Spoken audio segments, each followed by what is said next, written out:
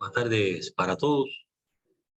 Vamos a comenzar el segundo ciclo de webinar con el tema neuroendoscopia. Pedimos a los colegas que por favor desliguen los micrófonos para dar comienzo.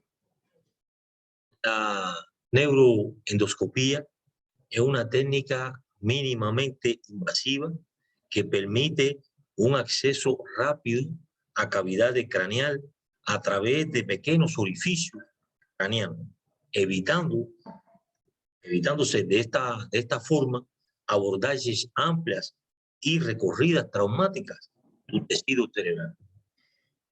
En la actualidad hay una gran cantidad de cirúrgica, de dolencias neurológicas puede ser realizada mediante la endoscopia o también con apoyo endoscópico. Permite ver en espacios reducidos, permite disponer de lentes de distintas angulaciones, de frente, de lado, e incluso ver para atrás. Existen dos tipos de neuroendoscopía. La neuroendoscopía directa, que refiere al trabajo que se realiza por medio de los canales de trabajo del mismo, o sea, del aparelho. Puede ser uno o dos. Y está la neurocirugía asistida con endoscopio. Es aquella que se refiere al trabajo que se realiza por fuera del endoscopio y esta se utiliza, o sea, el endoscopio, para la visión. Como vemos, es un tema muy interesante, amplio en la neurocirugía, y para esto contamos con especialistas y internos de la especialidad de neurocirugía y anestesiología y reanimación. Por lo tanto, damos la palabra al doctor Carlos Artiles Rivero, especialista en neurocirugía del Hospital Américo Guavida, con el tema pasado, presente y futuro da neuroendoscopia. Por favor, doctor.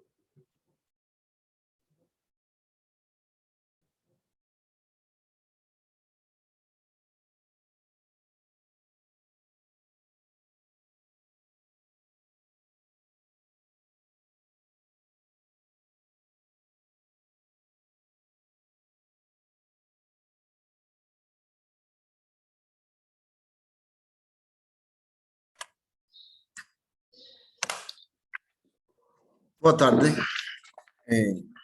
Nuestro servicio quiere hablar, acerca de la historia de la neuroendoscopía, apoyado por el servicio de anestesiología de nuestro hospital. La historia de la neuroendoscopía data de los inicios del siglo XX.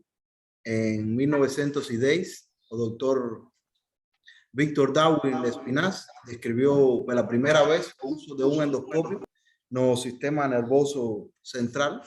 Relató a la Sociedad Médica de Chicago el uso de un cistoscopio para fulgurar los plexos coroides en dos crianzas con hidrocefalía. Una crianza murió inmediatamente após la cirugía, mas a otro vivió 5 años. Este fue el primer caso de neuroendoscopía terapéutica.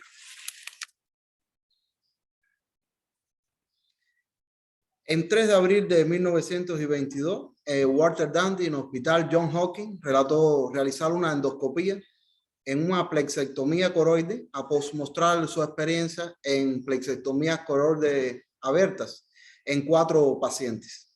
La tentativa de plexectomía coroide no tuvo suceso e hice pionero de la neurocirugía, no tentó ningún otro caso. En 6 de febrero de 1923, Jason Mixer en Boston realizó con suceso la primera ventriculostomía endoscópica del tercer ventrículo en un bebé con hidrocefalía congénita a través de un cistoscopio. Observó al solado del tercer ventrículo, enseguida perforó con una sonda flexible, no ganó aceitación, presumiblemente debido a una iluminación exhibición. A técnica avanzada pouco se concentrou na coagulação dos plexos coroides. Em 1934, Pullman relatou a eficácia da coagulação dos plexos coroides por endoscopio próprio. En 1935, Scharf describió su experiencia en el proyecto de un endoscopio con dispositivo de cauterización dos plexos coroides. En las décadas subsiguientes, la ventriculoscopía fue realizada con un propósito de coagular esos plexos coroides en las crianzas con hidrocefalía, una técnica para lograr la disminución de la producción de líquido cerebro espinal, o sea, líquido cefalorraquídeo. En 1934, Pullman relató eficacia de la coagulación de estos propios plexos coroides, y en 1935 Scharf describió a su experiencia con este proyecto.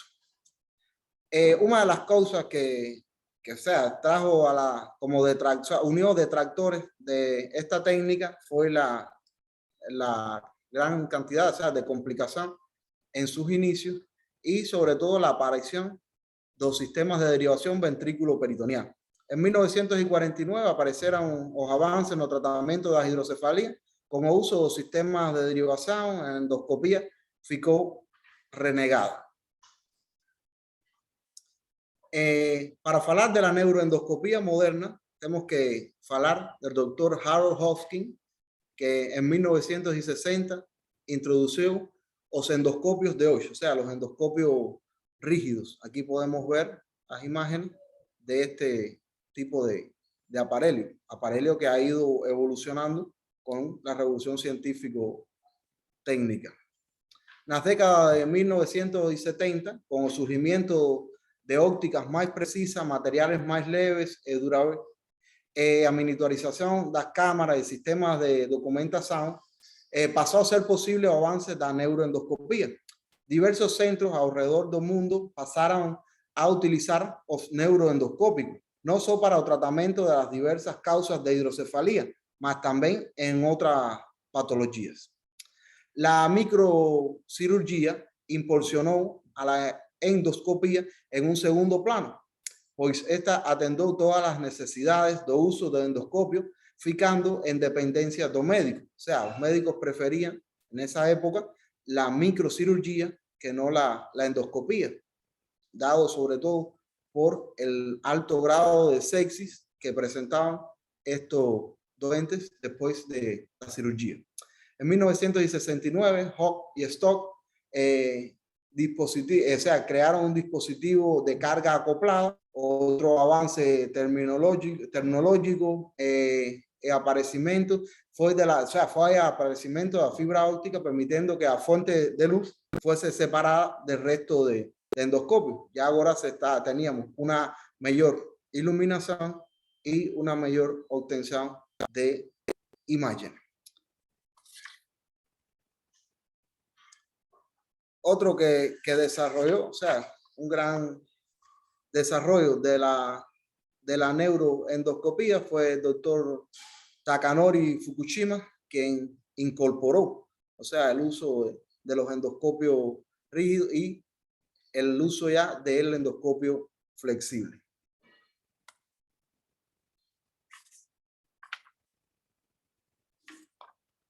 Entonces, nos presente las indicaciones para la neuroendoscopía. O sea, el doctor falaba de varias indicaciones en la actualidad, y sobre todo, o sea, la que más se vio beneficiada por esta técnica fue la hidrocefalía. Es la condición que más se benefició, y en grande medida razón, o sea, del surgimiento de la neuroendoscopía y la aplicación en el sistema nervioso central. También se puede utilizar en los craniofaringiomas, cistos coloides, aneurismas, tumores, patologías de la columna. Tiene un extenso uso ahora en la pediatría. Por ejemplo, donde más se ha utilizado la neuroendoscopía, y fue, como hablábamos, el motivo o el gran impulsor, el gran motor impulsor de la neuroendoscopía fue la la hidrocefalía, que esta fue la condición que más se benefició. Específicamente en la hidrocefalía obstructiva, también llamada de hidrocefalía no comunicante, a ventriculostomía premamilar do terceiro ventrículo es el procedimiento neuroendoscópico más común y consiste en la perforación endoscópica de assoalho do terceiro ventrículo para comunicar o sistema ventricular con las cisternas basales do cerebro, resolviendo así la obstrucción. Aquí podemos ver, o sea, una representación de una patología neurocirúrgica llamada, o sea, los cistos aracnoideos, aracnoides, que representan muchos casos a tratar, casi la mitad de ellos localizados a nivel de la fisura silviana, embora puedan estar localizadas en otras áreas. Un cisto aracnoideo que causa hidrocefalía obstructiva y síntomas visuales y endocrinos también puede estar localizado, o sea, una localización supracelular, es encontrada con relativa frecuencia en las series pediátricas. Los estudios que se hacen de tumores, de lesiones ocupantes de espacio en la pediatría, esta es una de las grandes causas. La técnica neuroendoscópica debe establecer una comunicación entre el cisto y el espacio subaracnoideo a través de una fenestración de una de sus paredes, tornando más largo para, o sea, ampliando esa perforación para evitar un fechamiento posterior. Los tumores son otra de las causas, o sea, otra de las entidades que constituyen el principal desafío actual del tratamiento neuroendoscópico, principalmente los de localización intraventricular y paraventricular, donde adquiere una gran importancia ausencia de un instrumento que permita la remoción radical de esta masa anormal. Aquí podemos ver una lesión de un tumor localizado intraventricular a nivel de los ventrículos laterales. Otra de las patologías que también se está abogar por, o sea, y se ha beneficiado mucho con las técnicas neuroendoscópicas, van a ser los craniofarigiomas debido a su localización en el sistema nervioso central, o sea, dentro de la cavidad craneana, que van a ficar en un lugar muy complicado para llegar con las técnicas de a cielo abierto, o sea, las técnicas neurocirúrgicas o microcirúrgicas que se han utilizado hasta la actualidad. La neuroendoscopía, o sea, ya sea transnasal endoscópica o sea por otras vías que se pueden utilizar, está a dar un arma importante para el neurocirujano, mejorando así la morbilidad y la mortalidad de estos doentes con una agresión mínima al sistema nervioso central. Los cistos coloides del tercer ventrículo, o sea, cistes localizados dentro ya del sistema ventricular, un área de difícil abordaje que con las técnicas antiguas, o sea, teníamos que, se podía producir un mayor daño a las estructuras encefálicas.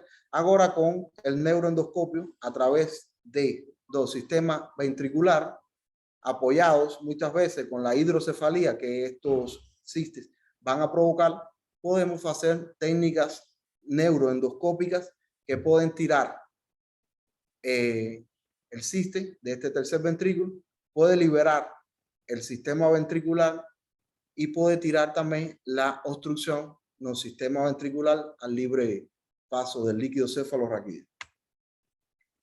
Otra de las patologías que se han visto beneficiadas fueron aneurismas. En nuestro hospital tenemos la experiencia de que se hizo guiado por el doctor Eugenio, que se dedicó siempre a la endoscopía, o sea, a la neurocirugía microvascular, o sea, a la cirugía vascular. Con su experiencia se pudo llegar a clipar un aneurisma localizado en el segmento de la cerebral media. O sea, un gran apoyo, o sea, ya asistido por la endoscopía.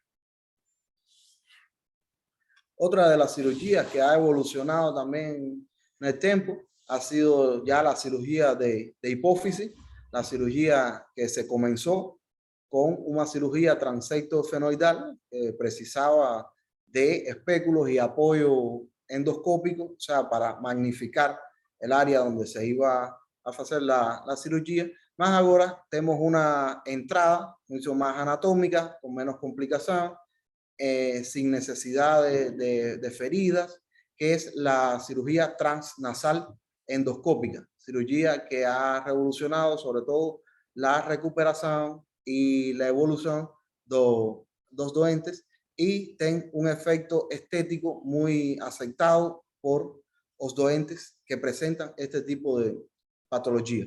Como se puede entrar a la hipófisis, también se puede hacer todo tipo de cirugía a lesiones en la base del cráneo, ya sean tumores, sean fístulas de líquido cefalorraquídeo, sea cualquier tipo de lesión de la base del cráneo, se puede hacer un abordaje hacia la base o un abordaje extendido que puede tratar cualquiera de estas patologías.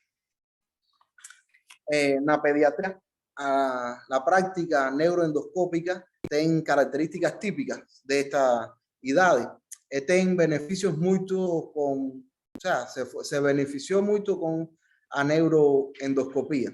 Gracias a los avances tecnológicos de las técnicas de acceso mínimo, con las cuales se torna parte importante del trabajo diario de un neurocirujano pediátrico.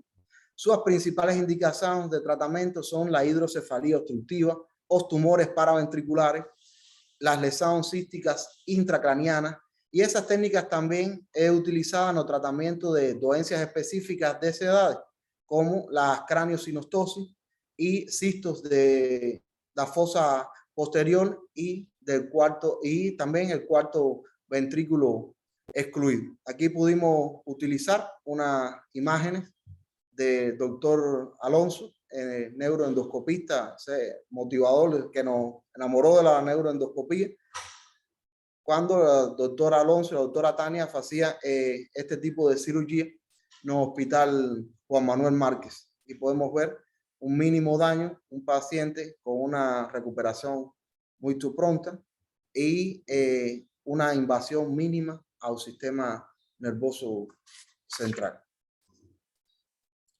Otra de las patologías que se ha visto beneficiada con la endoscopía es la patología, o sea, ya de la columna vertebral, o sea, hablamos de hernia y cualquier tipo de lesión que pueda estar a comprimir estas estructuras. ¿Qué beneficio? Bueno, lo primero es un resultado estético que tenga una recuperación rápida. No hay cortes musculares como tenemos que hacer cuando no se utiliza este tipo de técnica. Y estos doentes tienen un breve tiempo en hospital, o sea, son ingresos que doentes tienen que ficar poco tiempo en hospital. Eso ayuda con la recuperación y con la prevención de sepsis y otras complicaciones no relacionadas con la cirugía que puede presentar un doente. En el futuro de la neuroendoscopía, o sea, la neuroendoscopía benefició mucho a la neurocirugía, que fornece a los neurocirujanos una manera eficaz y segura para tratar hidrocefalías obstructivas, exéresis de tumores intraventriculares, penetración a cistes intraventriculares y paraventriculares. Existe una curva de aprendizado para esta técnica, comenzando con la selección del doente, o sea, del paciente, y termina con el dominio del procedimiento quirúrgico y sus posibles complicaciones por parte ya del neurocirujano. Muchos artículos hasta hoy relatan los avances del acceso mínimo para reducir los tiempos operatorios, las interacciones del doente, o conocimiento de anatomía y la orientación por imagen endoscópica es crucial para el suceso de este tipo de procedimiento. Ven como avaliación preoperatoria por imágenes, o sea, la resonancia magnética nuclear o la tomografía computarizada. Todo eso permite un buen procedimiento de acceso mínimo con morbilidades mínimas para el doente com melhores resultados. O desenvolvimento futuro da neuroendoscopia está relacionada com a tecnologia de imágenes e novos instrumentos que proporcionan pensamentos de aneurisma e resecção de tumores por procedimentos neuroendoscópicos y endoneuroendoscópicos de mínimo acceso, sin escasa, o sea, aquellas palabras sabias de Larry Lessig cuando él le dice que un tolo con un instrumento ainda es un tolo. A diferencia é feita pela preparação neurocirúrgica anterior. Muito obrigado.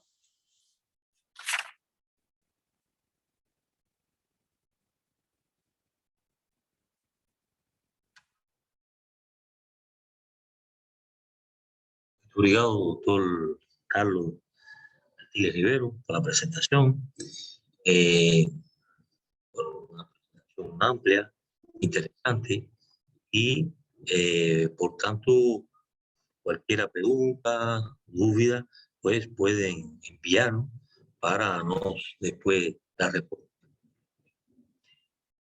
A continuación le damos la palabra al doctor Yercio Faustino Caú, médico interno de la especialidad de neurocirugía del Hospital Américo Guavida, cuyo tema es experiencia en el Hospital Américo Guavida en relación a la neuroendoscopia. Por favor.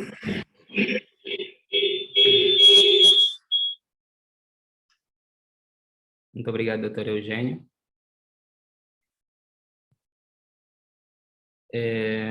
Aproveito de saudar a todos os médicos que compartilham o painel comigo e também aqueles que nos acompanham através desta reunião.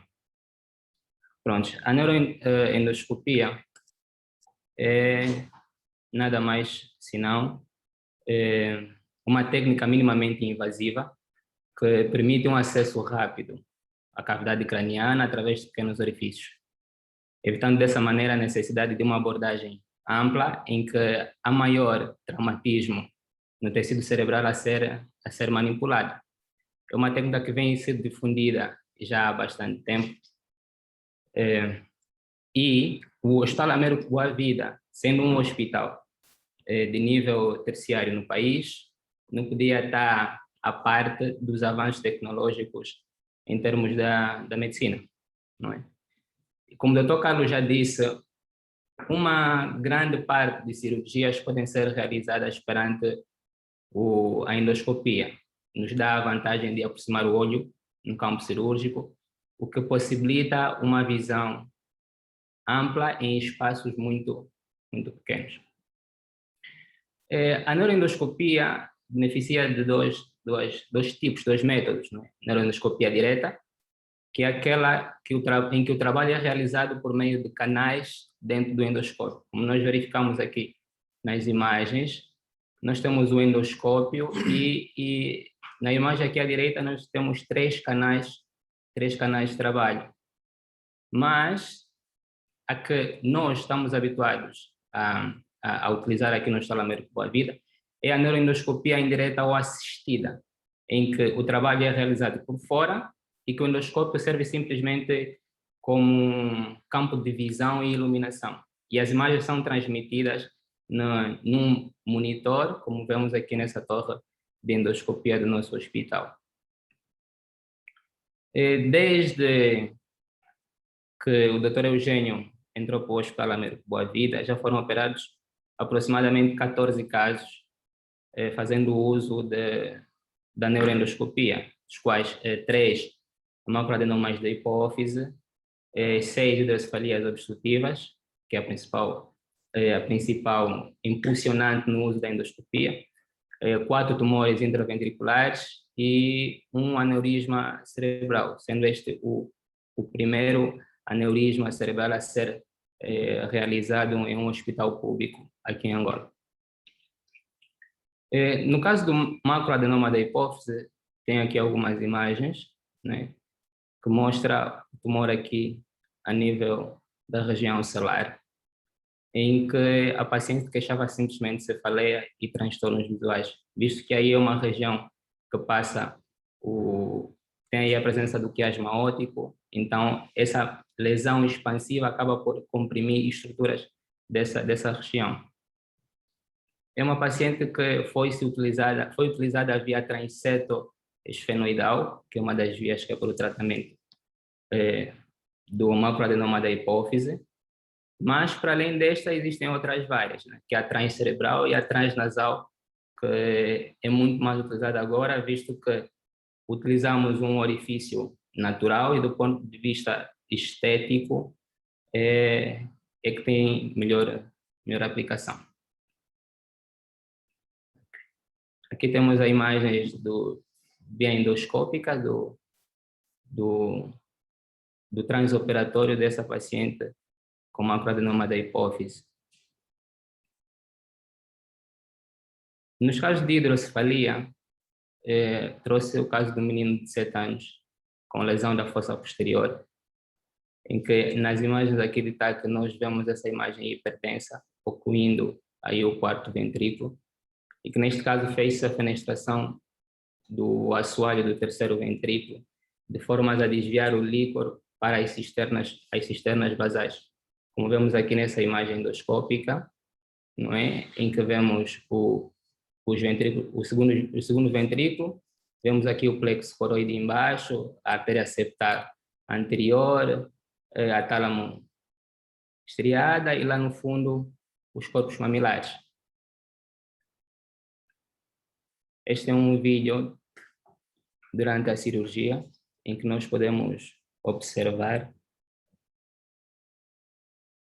a capacidade que o endoscópio nos dá de ter uma visão ampla e diferenciada a nível do sistema ventricular. Para nós que estamos em formação é importante não só vermos nos livros, mas também vermos em loco como é que as coisas realmente são.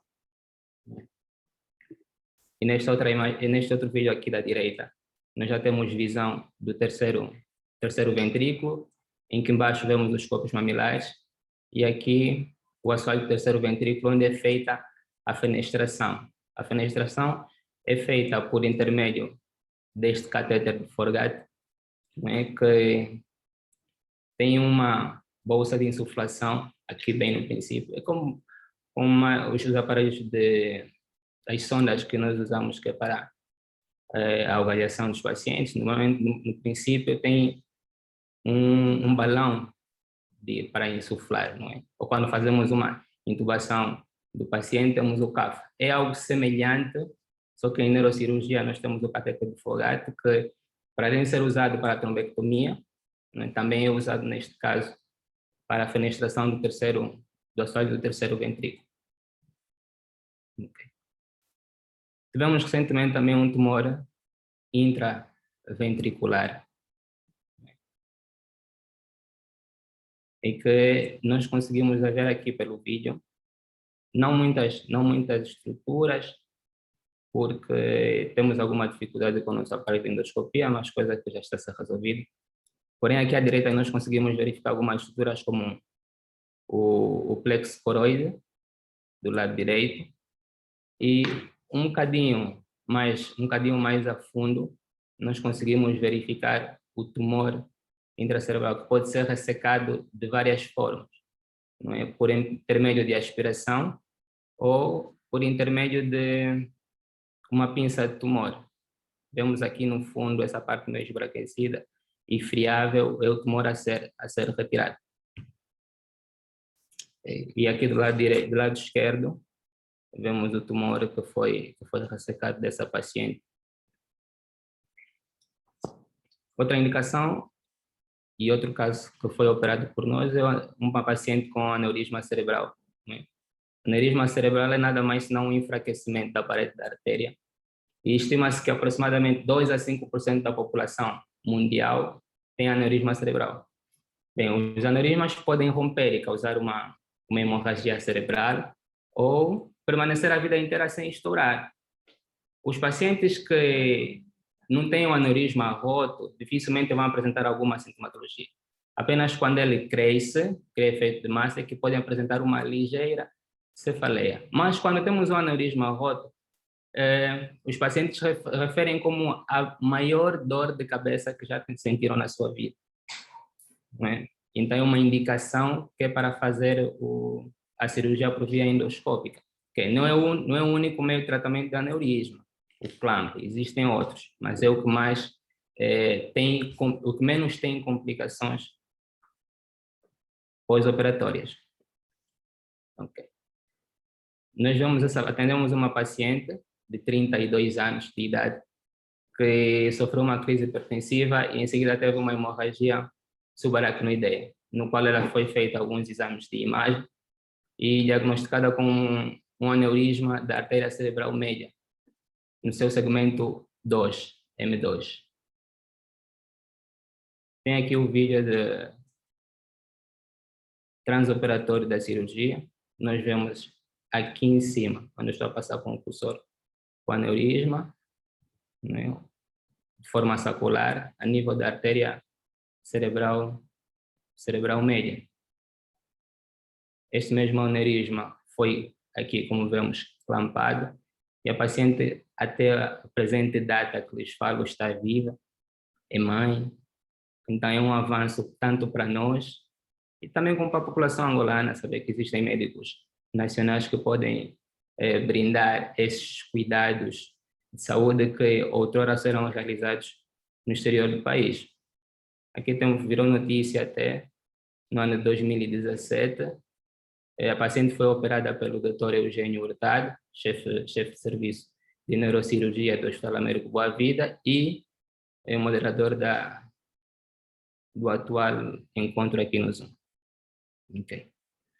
É apenas alguns casos do que aquilo que nós temos feito, quer dizer, não é o suficiente, mas podemos fazer ainda mais com o arsenal necessário. Então, concluo dizendo que a neuroendoscopia ocupa um lugar muito importante no arsenal neurocirúrgico, dando conforto à equipa no bloco operatório, assegurando o mínimo de complicações, quer trans como pós-operatórias, e permite uma rápida recuperação, reduz o tempo de estadia hospitalar, já que é menos agressiva que a cirurgia aberta convencional.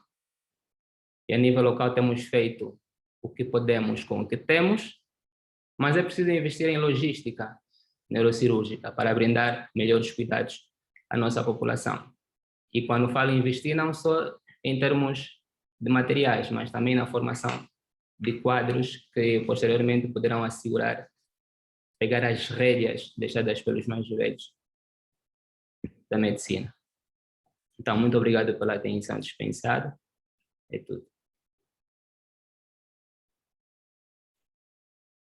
Obrigado, doctor Yesio, por la presentación.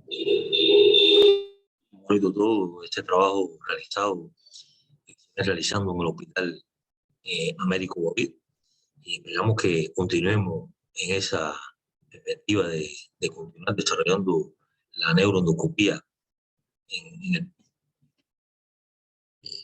Bien, también cualquier duda, cualquier pregunta, a los presentes, bueno, pues pueden enviar, vamos a dar respuesta a la misma. Para dar continuación al tema, con la palabra a la doctora Adelma Cabral, médica interna de nuestra Hospital Américo Boa Vida, en el tema alteraciones hemodinámicas en la paciente sometido a neuroendoscopía. Doctora.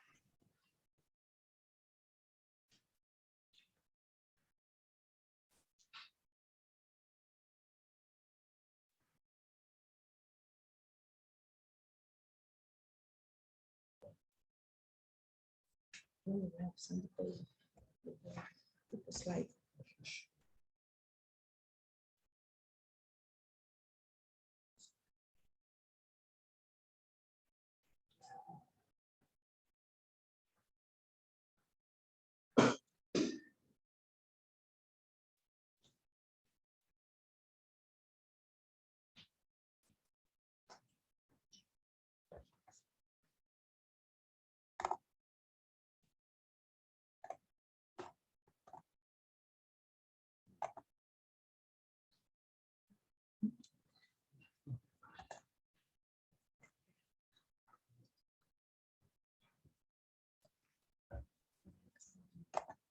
doutora?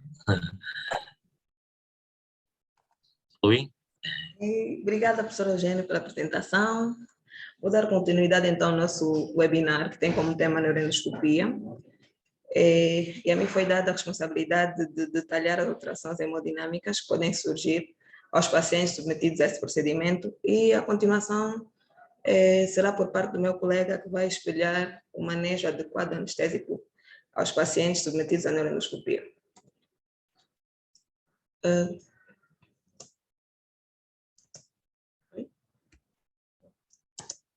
Bem, acredito que após as exposições anteriores já se dispensam conceitos, indicações, contraindicações, vantagens e desvantagens, que é de grande interesse neurocirúrgico, mas para nós, de anestesiologia e reanimação, é importante ressaltar como ocorre o procedimento cirúrgico propriamente dito, pois a partir da percepção de como ocorre o procedimento cirúrgico já se consegue prever de onde surgiram as alterações hemodinâmicas que estão relacionadas ao procedimento.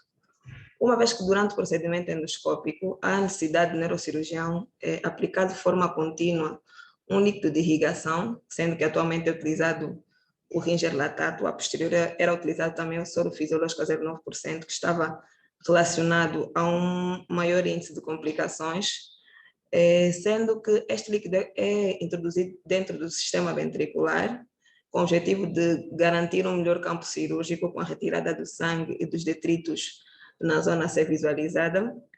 E este líquido é introduzido numa pressão determinada mediante o uso de um sistema de pressurização de bolsa de líquido em uma bomba mecanizada. Dali que já se consegue perceber que parte das complicações estarão relacionadas à colocação do líquido dentro do sistema ventricular a uma pressão determinada que se vai acrescer à pressão intracraniana fisiológica. Bem, mas para conseguirmos perceber o porquê que a colocação desse líquido de irrigação dentro do sistema ventricular acaba trazendo alterações hemodinâmicas, é preciso se relembrar um bocadinho do que é neurofisiologia propriamente dita. Sabemos que para manter a homeostasia do sistema nervoso central é necessário que haja uma relação adequada entre o fluxo sanguíneo cerebral, a pressão de perfusão cerebral, o consumo metabólico de oxigênio cerebral, assim como, e para grande realce no nosso tema, uma pressão intracraniana adequada, sendo que todos esses itens devem estar relacionados entre si. Lembrar que a pressão intracraniana é uma pressão que é gerada pelo conteúdo dentro da caixa craniana, e este está constituído por parênquima cerebral, que corresponde a 80% do conteúdo, componente vascular, nomeadamente arterial e venoso, que corresponde a 10%, líquido cefalorraquídeo 8% e água 2%. Para que se mantenha a pressão intracraniana adequada, é necessário que se mantenha intacta a doutrina do Monro-Kelly. A doutrina do Monro-Kelly espelha que, por ser o crânio uma caixa hermeticamente fechada, é necessário que haja um equilíbrio entre as estruturas que estão alocadas dentro da caixa craniana. E em uma situação em que um desses itens aumente de volume, é necessário que os outros diminuam para que não haja alteração da pressão intracraniana, aparecimento de sintomas de hipertensão e um estado patológico. Esta imagem explica a doutrina do Monro-Kelly, na qual se ilustram 3 situações, em que nós temos uma primeira onde se visualiza um cérebro normal, uma segunda um cérebro compensado e uma terceira um cérebro descompensado. Na primeira imagem é possível ver uma relação adequada entre o volume venoso e o volume arterial, que corresponde ao volume intravascular, o líquido cefalorraquidiano dentro do sistema ventricular e o cérebro, que é representado pela massa encefálica. Já na segunda ilustração, nós vemos que, para além dos itens habituais, temos um item extra, que é a massa, que vai aumentar o componente cerebral, ou seja, a massa encefálica. Sendo a massa encefálica um item incompressível, você vai mobilizar, então, os 2 itens que podem ser mobilizados ou alterados, que são o volume venoso, que vai escapar da caixa craniana para a caixa torácica, e o líquido cefalorraquidiano, que vai escapar da caixa craniana para os sacos durais, que estão localizados no canal medular. Dali que, com esse método compensatório, nós podemos visualizar que não existem grandes alterações na pressão intracraniana. Já na terceira imagem, nós vemos que o item extra aumentou em tais proporções que sobrepassou a capacidade compensatória da caixa craniana, fazendo com que haja um aumento da pressão intracraniana, provavelmente aparecimento de sintomas e instalação de um ambiente patológico. Aqui é para ilustrar a mesma coisa, onde se vê uma ótima relação na primeira tira entre o líquido cefalorraquidiano, cérebro e o sangue. Na segunda, vemos um item extra, que é uma massa que vai, como método de compensação, fazer com que haja diminuição do percentual de sangue. A terceira imagem já se vê que, pelo aumento progressivo, para além do percentual de sangue a diminuir, temos diminuição do líquido cefalorraquidiano. E a última, que espelha uma situação descompensada com aumento da pressão intracraniana. Bem, esta imagem ilustra os efeitos da elevação da pressão intracraniana e como esta pode mobilizar para a esquerda a curva de autorregulação cerebral. Em situações de aumento de pressão intracraniana, vai haver uma diminuição da pressão de perfusão cerebral. Lembrar que a pressão de perfusão cerebral é a capacidade que o cérebro tem em suportar ou alterar o fluxo sanguíneo cerebral em situações de aumento ou diminuição de demanda metabólica, ou a capacidade que este tem de garantir um fluxo contínuo de sangue em presença de situações de aumento de demanda. A pressão de perfusão cerebral é igual à pressão arterial média menos a pressão intracraniana. Se haver uma diminuição de pressão de perfusão cerebral, vai haver uma diminuição de aporte sanguíneo local cerebral, levando a um ambiente isquêmico. Uma vez instalada a isquemia, vai haver uma diminuição de aporte de oxigênio aos neurônios e às suas células de suporte, fazendo com que estas entrem em hipóxia.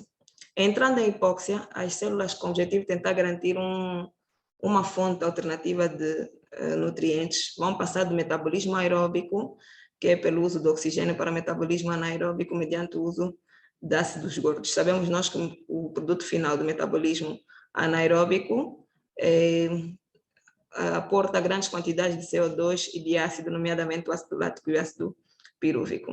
De salientar que tanto o CO2 como o latato são potentes vasomoduladores arteriais e venosos cerebrais. Ou seja, o CO2, como tem uma capacidade fácil de passar a barreira hematoencefálica, ao passar a barreira hematoencefálica por meio da ação da enzima anidrase carbônica, une-se à água, forma ácido carbônico, que é um ácido fraco e facilmente se dissocia em bicarbonato e em hidrogênio. O mesmo acontece com o latato. Essa dissociação fácil e liberação de hidrogênio vai fazer com que haja um aumento do hidrogênio circulante, que é um potente vasodilatador.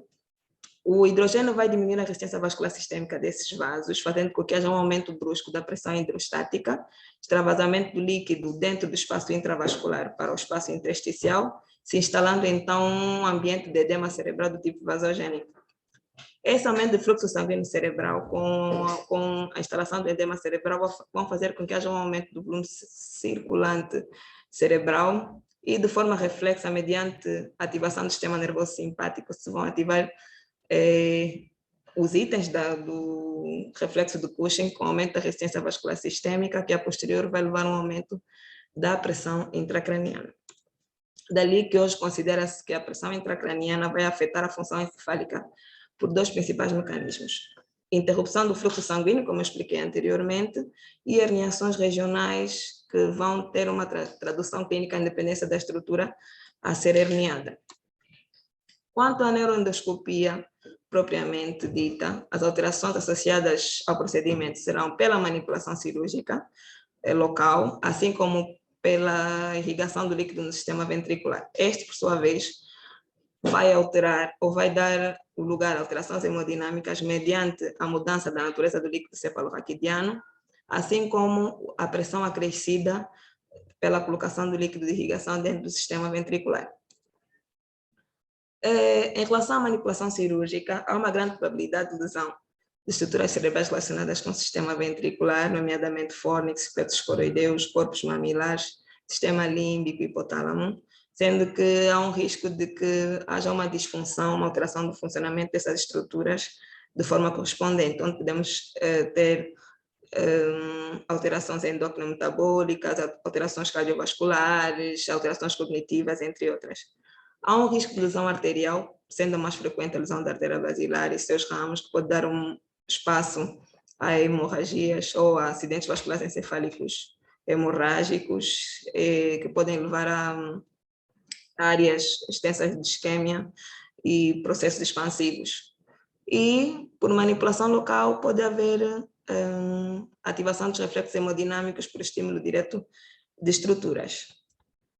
Quanto à colocação do líquido de irrigação no sistema ventricular, como disse anteriormente, as mudanças do teor ou da composição química do líquido cefalorraquidiano, sendo que uma das principais complicações pode ser o resfriamento do líquido cefalorraquidiano se a temperatura do líquido estiver distante de 37 graus Celsius e for aplicada em grandes volumes do mesmo. Lembrar que a hipotermia é considerado um método, até certo ponto, neuroprotetor, né, porque retarda todas as reações neuronais e expõe o neurônio a necessidades menores metabólicas, mas nesta situação pode haver uma diminuição da temperatura sistêmica e a sua repercussão hemodinâmica, com aumento do débito cardíaco, hipertensão, que vão, a posterior, influenciar na pressão intracraniana.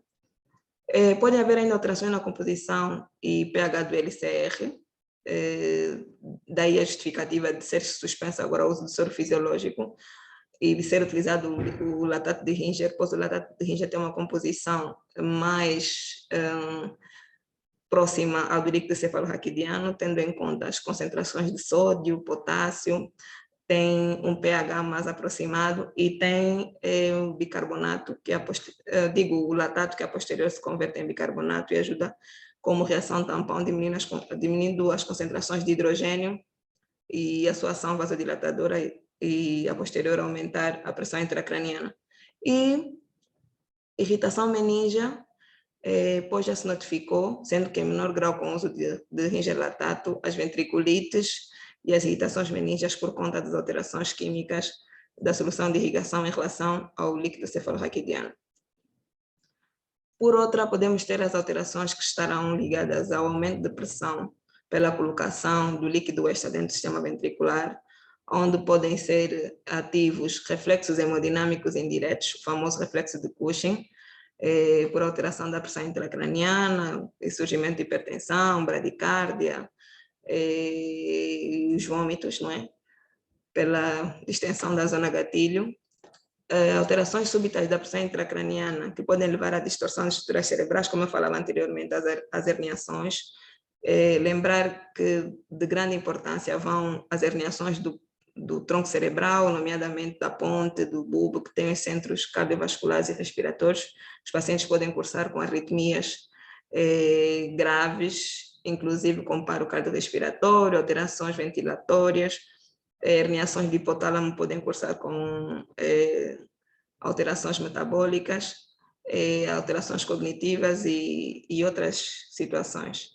E insuficiência vascular cerebral intermitente, que pode evoluir a paros de circulação cerebral, tendo em conta o aumento de pressão pela colocação do líquido de irrigação dentro do sistema ventricular, podem haver aumentos bruscos e extremos da pressão intracraniana, diminuindo assim o fluxo de forma crítica, diminuindo o aporte de oxigênio completo para a massa encefálica.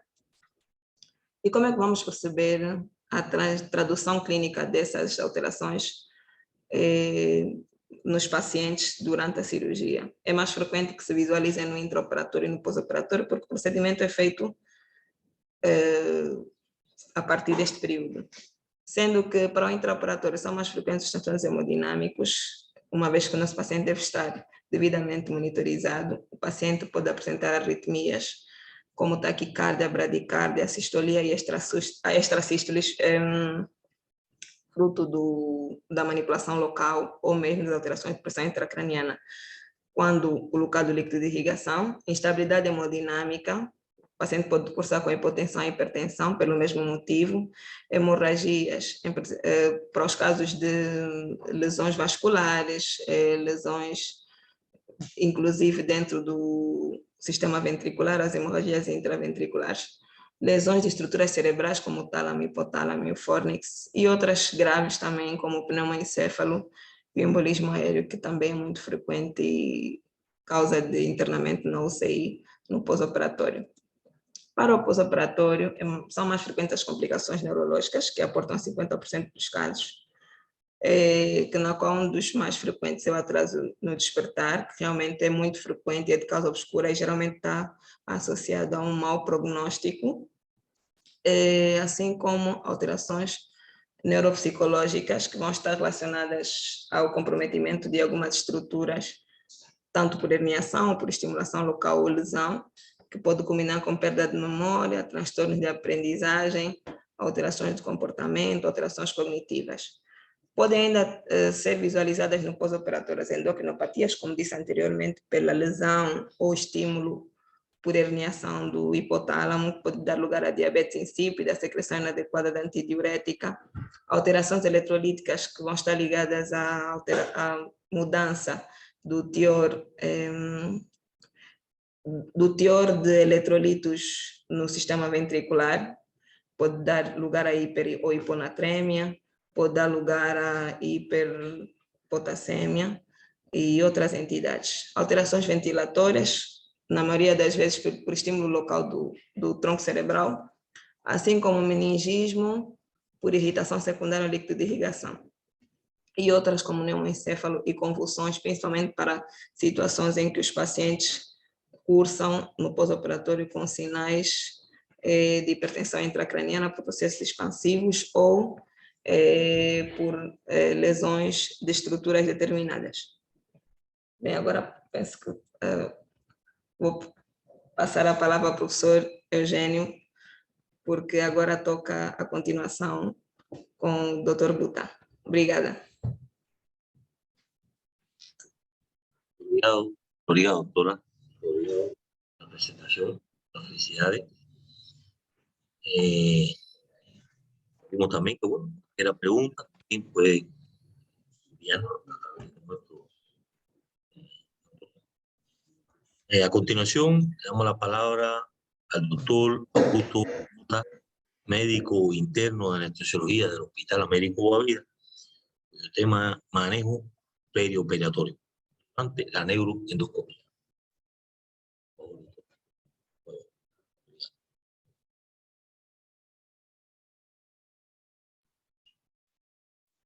Muito obrigado, Dr. Eugênio.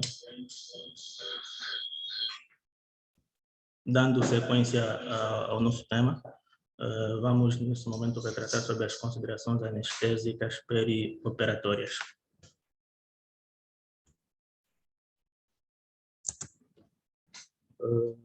Nas posições anestésicas perioperatórias, teremos que ter em conta, primeiramente, que após anunciado o doente, a avaliação padrão do paciente neurocirúrgico estará relacionado com a consulta pré-anestésica. Nesta consulta pré-anestésica, além do quadro clínico que foi diagnosticado, que é submetido à cirurgia, vamos procurar saber sobre os antecedentes ou outros antecedentes pessoais e familiares do nosso doente ou da doente, e automaticamente também garantir um jejum adequado para a cirurgia. Ainda assim, também é de salientar a avaliação dos exames complementares do doente, o hemograma principalmente, e a avaliação neurológica deste doente, geralmente que estará relacionada com uma avaliação clínica da hipertensão intracraniana, ou seja, ver se o doente estará com alguns signos da hipertensão intracraniana, propriamente a cefaleia ou cefaleia, o vômitos em jatos, hiperledema, ainda menção dos sinais vitais, em que poderemos encontrar a triada de Cushing, propriamente caracterizada por bradicárdia, bradipneia e hipertensão. O controle do estado de hidratação, geralmente com frequência náuseas e vômitos que estarão associados, tendo em conta o quadro clínico ou a clínica da hipertensão intracraniana, pode ter um doente com desidratação, então a recomendação de hidratação deste doente. Desaconselha-se a pré-medicação com ansiolíticos, uma vez que é um doente que possivelmente pode estar com o quadro de hipertensão intracraniana, poderá ter uma diminuição poderá ter uma diminuição do suporte ventilatório. Então, neste caso, os ansiolíticos vão proporcionar uma hipoventilação e hipóxia, ou seja, uma diminuição do transporte de oxigênio, tanto na corrente sanguínea como nos tecidos. Chegada o dia da operação, isto é, já na sala cirúrgica, após receber o doente colocado na sala cirúrgica, temos que garantir um acesso venoso periférico, administrar oxigênio suplementar a este paciente. Após esta suplementação, podemos fazer ou realizar a medicação pré-anestésica com midazolam, 1 a 2 miligramas, e atropina a 0,1 miligramas por quilo. A atropina que vai ser com o objetivo de proporcionar ao doente ou eliminar a produção de saliva. Canalização de via arterial com anestesia local.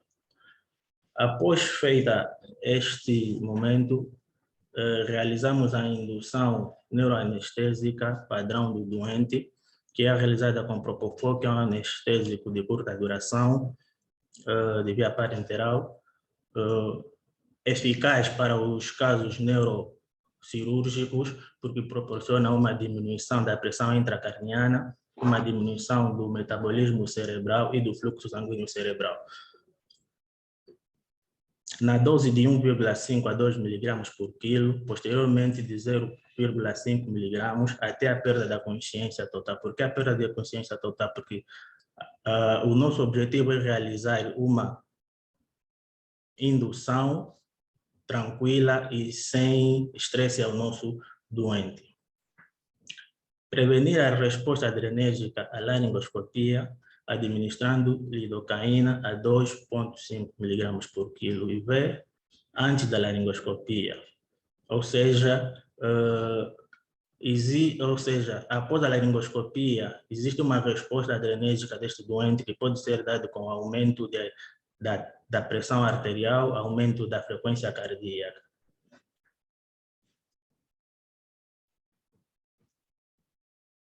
Após a indução do Propofol, realizamos a intubação orotraqueal,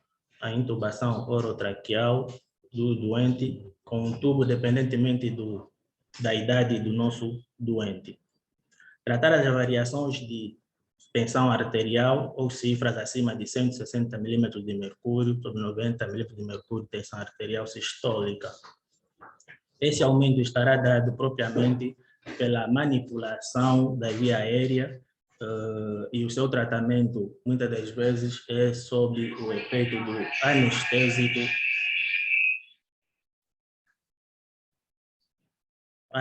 anestésico, propriamente o Propofol em bolos. A manutenção anestésica também estará dada pelo Propofol em perfusão intravenosa, ainda com o uso de um opioide potente, como o fentanil, a dose de 5 microgramas por quilo. O relaxamento do nosso doente será com um cisatracúrio, 0,1 miligramas por quilo, ou propurônio, 0,6 a 1,2 miligramas por quilo, que são relaxamentos musculares antiparalisantes de intermédia duração. Ventilar o nosso doente com oxigênio e ar ambiente com um volume tidal a 6 a 8 ml por quilo. Dexametasona a 8 miligramas para profilaxia do edema cerebral. O pós-operatório do nosso doente, despertar precoce na sala cirúrgica, salvo se contraindicado, ou geralmente, salvo se exista uma contraindicação, uma complicação no transoperatório. Após o despertar do paciente, terá que ser realizado um controle neurológico, propriamente anisocória, parésia, transtornos de memória e atenção a convulsões. vigilância e controle dos possíveis transtornos hidroeletrolíticos, provavelmente a realização de um ionograma, controle estrito da temperatura corporal, uma menção da temperatura periférica central, avaliar os sinais de irritação meníngea, cefaleia e meningismos de febre e o controle gasométrico.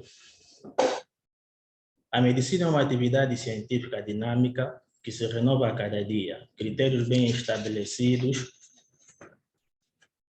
a cada momento, sendo a atual recomendação manter, ou seja, nós neste momento estamos aqui a nos referir sobre aquilo que é titulado em neurocirurgia dos 5N. Ou seja, um doente neurocirúrgico deve possuir ou deve ser normoventilado, normotérmico, normovolêmico, normotenso e normoxêmico. Monitorização perioperatória. A monitorização antes da indução anestésica deve ser realizada um eletroencefalograma, saturação arterial de oxigênio medida por pulsiometria e a pressão arterial contínua não invasiva. Tendo em conta que esforços estão a ser dados para que se efetue em mais longo tempo o que é a neuroendoscopia, é necessário que também alguns esforços devam ser dados no que tange à própria monitorização ou aquisição de alguns equipamentos. Neste contexto, estaríamos a nos referir sobre aquilo que é a monitorização depois da indução anestésica e intubação traqueal, em que de alguns dispositivos carecem-se e são necessários. Então, nestes esforços todos, temos a certeza que serão de maior valia e, posteriormente, poderemos já também efetuá-los. Propriamente como a capnografia, a pressão arterial invasiva e a gasometria seriadas, temperatura central e periférica, pressão venosa central e o débito urinário horário. Será necessário o controle da PIC durante o poder neuroendoscópico? Sim, é necessário e é preciso e é importante. Monitorização intraoperatória, neuromonitorização padrão, mais o controle da pressão intracraniana. Esta monitorização é feita mediante a medição da pressão no interior do neuroendoscópio. Ou seja, após a realização do procedimento do neurocirurgião, ao mesmo tempo terá um dispositivo que vai poder medir a pressão no interior do neuroendoscópio. Como anestésico, então, a partir de um monitor, fará o controle deste dado e, se estiver acima de 30 ml de mercúrio, faz o anúncio ou dá a entender ao cirurgião para que libere o líquido o quanto antes seja possível e assim tentar limitar o máximo número. Padrões ideais de monitorização, tanto faz a homeostase cerebral quanto a homeostase sistêmica. Para a homeostase cerebral, temos como padrão ideal uma saturação parcial de oxigênio 95%, uma perfusão de pressão cerebral a 70-90 milímetros de mercúrio, uma pressão intracraniana de 20 centímetros de água,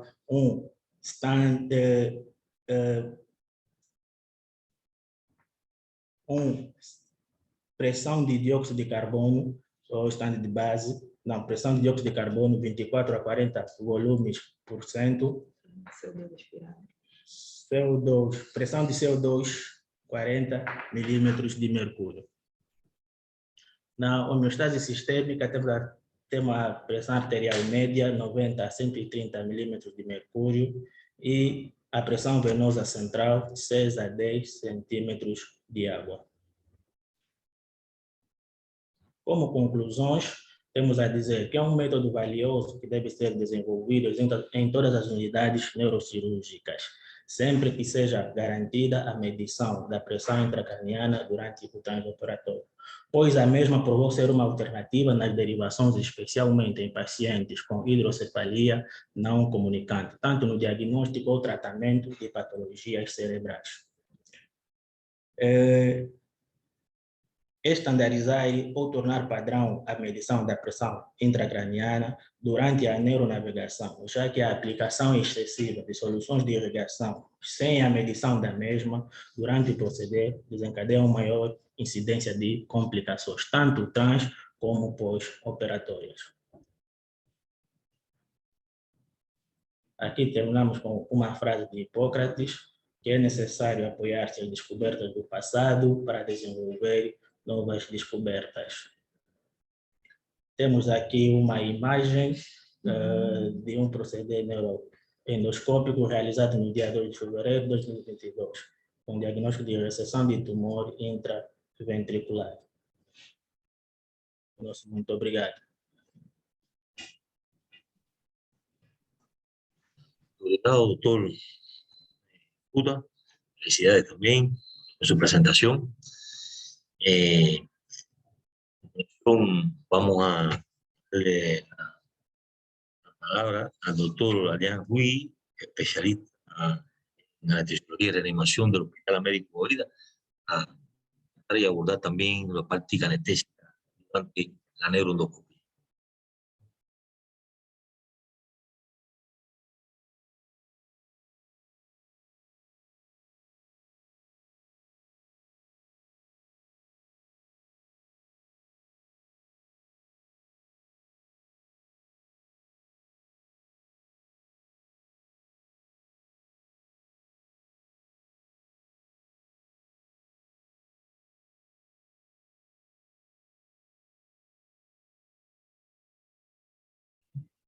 Buenas tardes, caros colegas.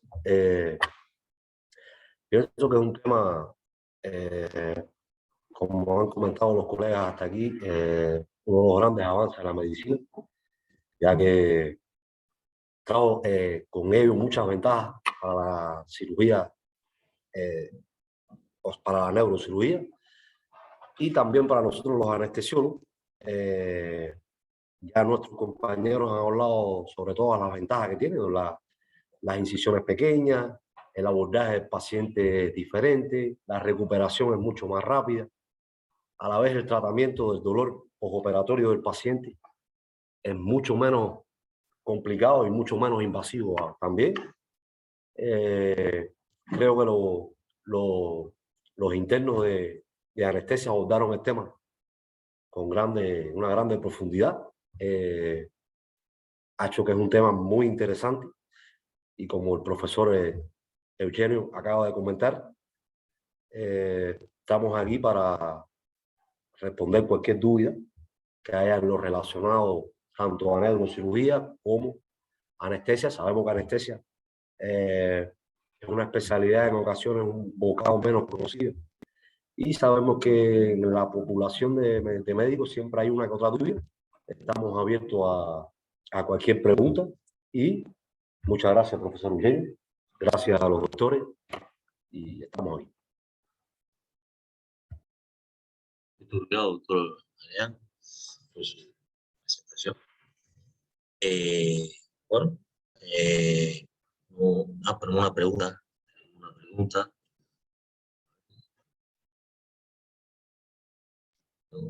No tengo.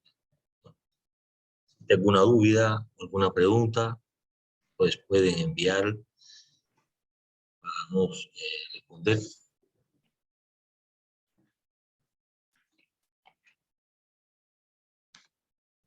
Bueno, podemos decir que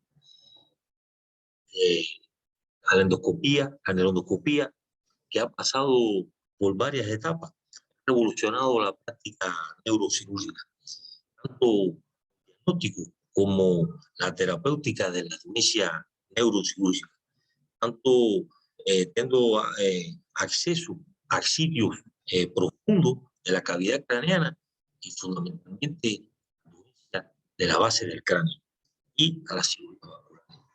Siempre con el apoyo importante como vemos aquí, de la anestesia y la reanimación. También cada día buscan la forma de mantener la autorregulación cerebral y por tanto facilitar más el abordaje neuroendoscópico. Por tanto, sugerimos desenvolviendo la neuroendoscopía como la técnica mínimamente invasiva para el beneficio. Muy obrigado para todos por su presencia y